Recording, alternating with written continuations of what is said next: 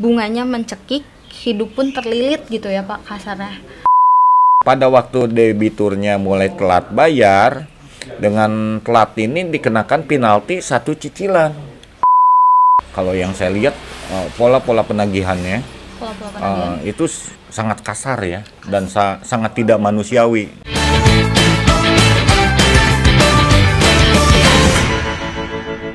Hai Smartizen, selamat datang di TP Podcast. Pada TP Talk kali ini kita akan berbincang mengenai pejuang debitur dengan narasumber kita, Bapak Yanto Dharma Gunawan SH, Ketua Umum dari ADBDA. Selamat siang Pak Yanto. Selamat siang Ibu Liani, terima kasih atas buat Ismat TV juga atas waktu dan tempat yang memang hari ini diselenggarakan. Nah Pak, untuk permulaan mungkin ya awal untuk perkenalan ke Smartizen sendiri, boleh diceritakan mengenai ADBDA? Dari mana dulu nih kita ceritanya? Mungkin awal adanya ADBDA sendiri dan mungkin penjelasan ADBDA sendiri itu apa sih gitu? Karena Bapak kan ketua umumnya nih. Oke, saya jelaskan bahwa ADBDA itu singkatan dari Asosiasi Debitur Bank dan Asuransi. Ya, memang ADBDA ini berdiri dari tahun 2015 sampai sekarang. Ya, memang berdirinya ADBDA sendiri tidak lepas dari apa yang kita lihat dengan persoalan-persoalan di masyarakat, terutama tentang debitur bank dan asuransi dengan berbagai macam persoalan. Contoh misalnya persoalan-persoalan sudah macet, terus kan terjolimi juga, harusnya bisa mencari jalan solusi yang jalan tengahnya seperti apa, tapi masing-masing mengupayakan dengan prosedur masing-masing. Jadi kadang-kadang buat debitur sendiri ya hadirnya ADBDA ini adalah untuk membantu mencari jalan keluar dan mencari keadilan agar tidak terjolimi. Mungkin lebih ke debitur ini sebagai nasabah ya Pak? Nasabah bank. Kreditur yang memberikan kredit. Jadi permasalahan yang biasa ditangani itu tadi ya berupa nasabah dengan krediturnya gitu ya Pak. Mungkin boleh diceritain sebenarnya tadi ya ada mungkin udah disinggung sama Bapak kayak tadi ada kredit macet. Apa aja sih biasanya permasalahan yang ditanganin sama ADBDA tadi tentang debitur ini? Ya sebenarnya sangat luas ya. Cuma memang kita lebih konsentrasi bahwa kalau bisa debitur seringkali kita mengadvokasi ataupun memberikan konsultasi tentang persoalan-persoalan dengan kredit di bank, yang mana kan sudah sangat umum ya bahwa memang bank sebagai bapak angkat ya dalam lembaga finansial yang ada di Indonesia. Tentunya untuk para pengusaha baik pun para perorangan ya, apabila memang memiliki satu rencana, baik rencana apapun, renovasi rumah ataupun modal kerja ataupun apapun misalnya, bisa mengajukan kredit ke bank. Dengan catatan-catatan bank sendiri memiliki satu persyaratan. Contoh misalnya dengan menganggunkan rumah ya. Rumah sertifikatnya dianggunkan untuk mendapatkan pinjaman. Untuk dapat pinjaman ya berarti. Ya. Cuma kan ya dengan situasi ekonomi yang sebegini ini, kita ini kalau berbicara ekonomi sangat terdampak ya dengan COVID ya. Itu kan banyak sekali persoalan yang memang bukan satu keinginan yang direncanakan.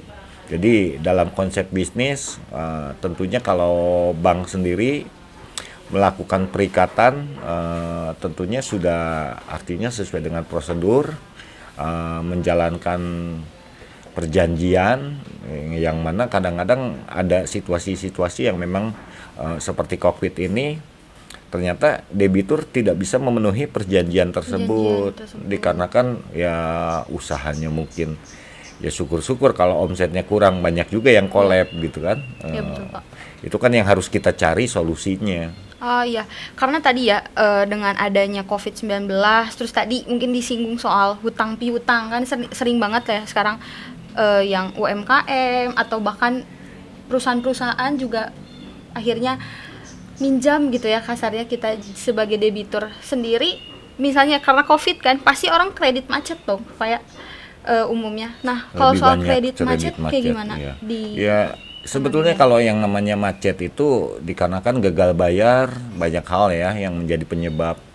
Macet itu kan belum tidak bisa dipukul rata. Ada yang memang macet itu tidak bisa memenuhi apa yang sudah diperjanjikan, tetapi usahanya masih jalan. Itu kan masih bisa dicarikan solusi. Apakah perlu satu penjadwalan kontrak lagi hutangnya, dan seperti apa penjadwalan hutangnya. penjadwalan hutang. Ya, artinya memang harus diberikan atau dicarikan solusi, tidak berjalan masing-masing. Kalau berjalan masing-masing sesuai dengan SOP-nya, karena sudah terikat dengan hak tanggungan, seringkali kan debitur itu terintimidasi ya, apalagi menyangkut rumah tinggalnya dilelang. Ya karena tadi ya ada hak tanggungan bisa berupa sertifikat rumah atau tanah ya. Betul. Itu dilelang ya Pak? Dilelang, dan ada kalanya kan kalau bank ini memiliki apa namanya SOP ya, memberikan pinjaman itu tentunya ada appraisal dan sebagainya. Jadi tidak melihat harga rumah, sebetulnya mereka memiliki perhitungan sendiri, dan memberikan kredit pun biasanya rendah gitu. Artinya misalkan misalnya dikarenakan memang nilai harga pasaran rumah 1 miliar, dikarenakan memang mutasi kreditnya atau usahanya memang layaknya diberikan 300 juta, pinjaman 300 juta. Tapi hak tanggungannya sebesar 1 miliar yang Tidak, hak tanggungannya dicantumkannya ya mungkin sesuai dengan pinjaman ya. Cuma masalahnya pada waktu memang bermasalah kan sangat kasihan sekali apabila memang prinsipnya bank melakukan tindakan-tindakan semata-mata tidak memperdulikan debitur ya. ya. Contohnya misalnya kan bisa dicarikan solusi, apakah jual bersama ya, ataupun misalnya apa solusinya ya, mungkin debitur masih sanggup kontraknya yang dirubah. Yang dulunya cicilannya 10 ya mungkin sekarang sanggupnya karena memang dengan situasi ini, ayo kita bicarakan seperti apa. Jadi ada dijadwalkan Betul, harusnya seperti itu gitu, mencari solusi, berkomunikasi ya. Kalaupun misalnya komunikasi itu bisa tercipta ya itu kan sangat baik ya, artinya tidak ada yang dirugikan. Berarti itu salah satu yang diusahakan gitu ya, mengenai hak debitur ya, tadi kayak ada penjadwalan ulang, terus ada perpanjangan mungkin untuk pembayaran dan kontrak, perubahan kontrak ya. Karena kan tadi bukan karena COVID aja gitu ya, kadang karena bunga juga ya, bunga yang kadang tadi mungkin pinjaman utamanya atau apa yang disebut itu kayak selain bunga udah dibayar pokoknya mungkin. Ya seringkali kan persoalan yang sesuai dengan yang pernah kita advokasi, begitu kita telaah bahwa posisinya debitur sudah macet. Ya karena memang bank sendiri kan memiliki perhitungan sendiri, apabila memang macet kena bunga, ada denda ya, dan hal-hal hitungan-hitungan lainnya lah yang sudah diperjanjikan mungkin ya. Jadi memang debitur sendiri sudah dalam posisi macet itu kan kesulitan. Ditambah lagi mau menyelesaikan ini semakin sulit, angkanya semakin besar. Ya gitu. Karena bunga tadi ya Pak. Bunga berbunga dan sebagainya. Makanya kita hadir di tengah-tengah posisi membela debitur, bernegosiasi dengan pihak bank. Apakah memang negosiasinya bisa dijalankan secara adil, mencari solusi, ataupun misalnya ada juga, karena bank ini kan sangat banyak ya. Jadi setiap aturannya tiap perbankan itu beda-beda.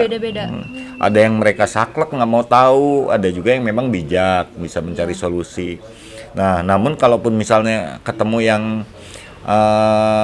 memang saklek-saklekan seperti itu, tidak mau tahu dan tidak peduli apa yang memang kita harapkan bisa mencari jalan tengahnya, ya kita pun akan menempuh dengan jalur hukum, kita gugat gitu. Mungkin berarti ada secara litigasinya, ada non litigasinya. Itu biasanya untuk yang bank sendiri atau mungkin jenis bank kali ya Pak, karena beda-beda tadi. Karena bisnis perbankan di Indonesia sendiri kan banknya sangat banyak ya. Ngomongin jenis-jenis bank gitu ya, mungkin sekarang lagi dengan kemajuan teknologi gitu ya Pak, pinjaman online nih. Tadi kalau ngomongin bunga pinjaman online kan bahkan sampai banyak headline yang bilang kalau bunganya mencekik, hidup pun terlilit gitu ya Pak kasarnya.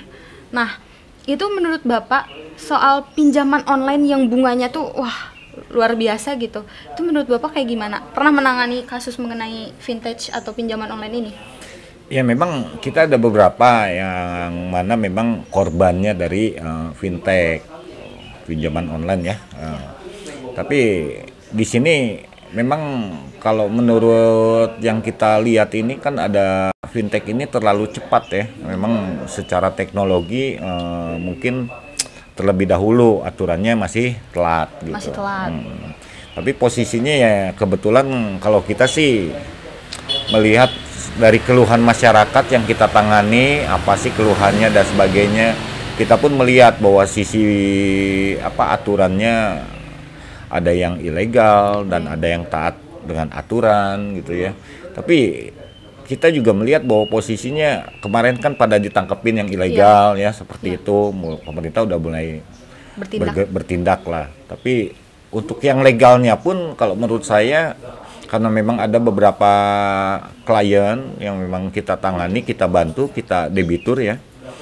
Posisinya itu memang suku bunganya ini masih sangat-sangat memberatkan. Salah satu contoh saja, salah satu fintech yang memang sudah berizin OJK. Legal berarti legal, ya. Tapi ternyata sistemnya ini pada waktu debiturnya mulai telat bayar, dengan telat ini dikenakan penalti 1 cicilan. Nambah gitu ya? Nambah berarti... dan di bulan kedua begitu masih belum bayar, nambah lagi 1 cicilan. Berarti jangka waktunya tambah lama. Bukan hanya masalah jangka waktunya, tetapi orang udah posisi dalam kesulitan untuk menyelesaikan. Pada waktu beritikat mau menyelesaikan kan semakin sulit. Iya. Ya.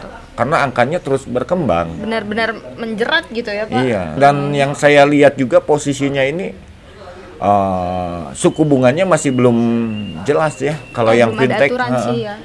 Dan bisa dibilang walaupun yang sudah ada izin ya mungkin faktor administrasi izinnya terpenuhi ya. Cuma secara aturan main ya saya lihat masih suku bunganya sangat memberatkan buat masyarakat.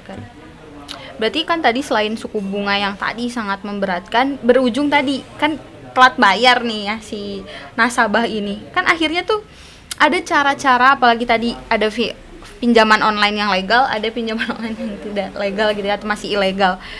Nagihnya sendiri nih Pak, karena kan banyak banget nih mungkin Smartizen yang ada mungkin yang ngalamin atau mungkin yang baca di berita kalau cara penagihan pinjaman online pun ini dipermasalahkan gitu. Betul, karena masalahnya di sini aturan dari fintechnya sendiri berkembang terlalu pesat, bahkan merupakan jadi bisnis finansial ya. Ternyata memang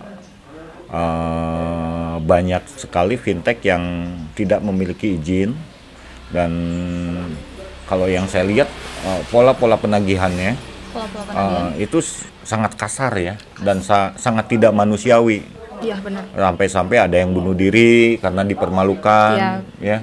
Ada juga yang memang nama baiknya itu dicemarkan, gitu. Ya sampai di fotonya diedit dan dan sebagainya. Ya memang itulah ya memang problem yang memang harus dihadapi apabila memang kita ADBDA ini lahir ini ya karena memang kita peduli dengan persoalan masyarakat, terutama dengan lembaga-lembaga keuangan ya. Apabila memang terjadi hal-hal yang namanya kredit macet atau memang gagal bayar, ya kita menyarankan mencari solusi. Tetap kita harus menghimbau pada waktu kita mengadvokasi kepada debitur kita, hutang tetap harus dibayar. Cuma memang kita evaluasi mampunya bagaimana nih mencari solusinya, itu yang kita perjuangkan. Seperti itu Smartizen. Jadi kan karena anggapan soal debitur dan permasalahan debitur kreditur ini kasarnya suka disepelekan gitu Pak, kayak yang ngutang yang galak, yang ngutang yang masalahin. Tapi ternyata enggak, karena banyak hak-hak yang ternyata dari krediturnya sendiri ya Pak yang nakal atau bukan nakal, ada aturan-aturan yang jadi hak debitur ini hilang gitu. Sebetulnya aturan-aturannya sudah ada, cuma penerapan aturan ini kadang-kadang kan kita tidak bisa mengacu kepada aturan sementara jalan pemecahan yang terbaik itu tidak dicari terlebih dahulu. Contoh misalnya rumah 1 miliar pinjaman 300, masa ibaratnya kalau misalnya debitur sendiri sudah macet, toh kalau misalnya diberikan kesempatan berkomunikasi, dicari solusi, jual bersama, debitur kan masih oke, kehilangan rumah, tapi kan dia masih punya lebih buat kehidupan lain. Jadi kan sama-sama enak. Cuma kalau bertindak sepihak, langsung dilaksanakan lelang. Ya kita debitur sendiri lebih banyak dibenturkan dengan sistem gitu. Sistem ya, sistem tadi. Ngomongin tadi gitu ya Pak, ADBDA. Termasuk A-nya itu kan asuransi gitu ya. Selain hutang piutang yang mungkin lebih umum sama Smartizen di rumah gitu ya, ada asuransi. Karena pasti Smartizen di rumah nih ada salah satu atau bahkan banyak orang yang akhirnya menggunakan asuransi gitu. Mungkin Bapak boleh menjelaskan sendiri permasalahan di asuransi yang pernah ditangani oleh ADBDA sendiri apa sih Pak? Ya banyak juga sih. Persoalannya kan masyarakat dengan asuransi sendiri kan. Asuransi sendiri ya memang banyak ya yang dari luar, ada yang lokal juga gitu. Tapi persoalannya kan masyarakat ini ikut asuransi sesuai dengan kontrak, apa kan mereka mendapatkan satu ada timbal balik ya pada waktu mengambil keputusan saya ikut asuransi, ada kewajiban harus bayar berapa per bulan. Tapi ada timbal baliknya juga yang diharapkan. Nah, itu yang kadang-kadang kelihatannya seringkali yang kita hadapi ini ya tidak mendapatkan sesuai dengan apa yang diperjanjikan. Tidak. Makanya kita memperjuangkan hak-hak daripada debitur asuransi sendiri agar ya memang sesuai dengan apa yang memang hak-hak kewajiban yang sudah disepakati gitu. Karena kan sekarang ada banyak gitu ya. Saya sendiri awam banget nih soal asuransi gitu Pak. Kadang ada yang asuransi dan investasi gitu ya. Itu termasuk di ranah yang ditanganin ADBDA.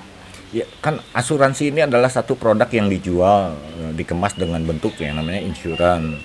Insurance itu adalah mungkin asuransi ini ada produknya ini yang umum ya, ada kesehatan, investasi, jiwa gitu. Jadi debitur itu pada waktu mau mengambil keputusan, ibaratnya dia harus membayar, tapi dia pasti akan memperhitungkan saya dapat apa nih. Nah, fasilitas ini yang tentu diharapkan dikarenakan membayar terlebih dahulu dan lagian juga mungkin debitur juga hanya ikut asuransi ini untuk cadangan apabila sampai terjadi hal-hal yang tidak diinginkan gitu. Jadi berjalan terlebih dahulu pada waktu menggunakan ternyata fasilitas yang disampaikan atau diperjanjikan ini tidak sesuai. Susah klaim misalnya klaim asuransinya susah karena kan seringnya yang kayak saya awam gitu ya soal asuransi pun sering dengar kayak wah satu asuransi ini tuh susah banget cairnya dan itu kan jadi masalah ya Pak. Ya karena asuransi sendiri kan ada yang mungkin kalau misalnya asuransi yang memang lokal ada di tiap kota ya kantor perwakilannya. Kalau yang dari luar ini lebih banyak hanya untuk pemasaran, adanya di Jakarta. Jadi di yang kalaupun ada di kota-kota lain hanya untuk konsen pemasaran. Terus kedua juga, ya memang di sini banyak seringkali terjadi debitur sendiri tidak mengerti karena memang marketing daripada pemasaran asuransi sendiri hanya mengejar target, tapi tidak mengedukasi. Ya ditambah juga isi perjanjian atau istilah-istilahnya itu bahasanya bahasa insurance lah, bahasa asing lagi. Ya memang tidak diedukasi secara baik. Jadi pada waktu dia menagih haknya sesuai dengan apa yang memang harusnya diperjanjikan dan dimengerti sama debitur, ternyata ya tidak sesuai gitu. Ya itu seringkali ya kita mengadvokasi hal-hal tersebut ya membantu bagaimana ya walaupun haknya debitur ya si nasabah sendiri dipenuhi. Nasabah asuransi sendiri gitu ya.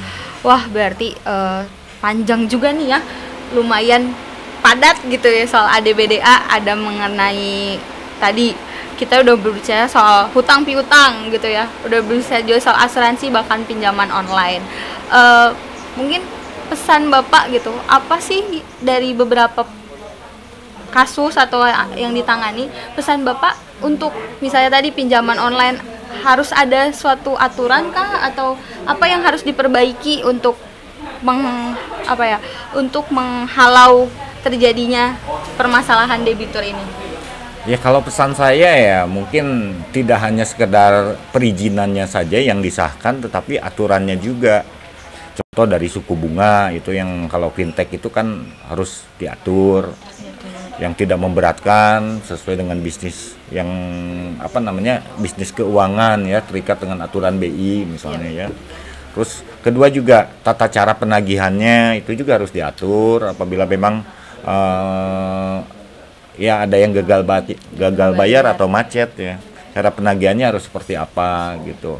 Terus ketiga juga ya untuk para debitur ya, kalau saya lebih menghimbau bahwa memang kalau bisa, kalau memang sudah mulai cash flow-nya berpengaruh gitu ya, berpengaruh bahwa memang sesuatu dengan gangguan ekonomi dan bisnis, segeralah dikonsultasikan gitu. Jadi jangan udah macet total, usahanya hancur gitu. Akhirnya ya hilang semua dan bagaimana menyelesaikannya kan. Kalau usahanya masih bisa bertahan, ya kita bisa bantu mengadvokasi, menengahi penjadwalan hutang dan sebagainya. Jadi usahanya tetap terjaga. Karena kalau tidak ya karena sudah terikat dengan kontrak harus bayar. Tapi kalau misalnya diajak komunikasi, ya mudah-mudahan beberapa bank yang memang cukup bijak ya memberikan evaluasi dan mau peduli mencari jalan keluarnya gitu. Tapi ada beberapa bank juga yang memang pada prinsipnya tidak mau tahu karena sudah terikat aturan, lelang saja. Itulah yang memang kita advokasi gitu ya. Nah, untuk Smartizen di rumah, mungkin pada TV Talk kali ini juga berpesan kepada para Smartizen, jika ada kendala soal debitur jangan malu untuk konsultasi ya Pak. Jangan malu untuk konsultasi karena setiap permasalahan pasti ada jalan kayak gitu. Semoga di TV Talk kali ini ilmu untuk Smartizen pun bisa diterima. Jangan lupa Smartizen, taat asas, taat etika, taat hukum.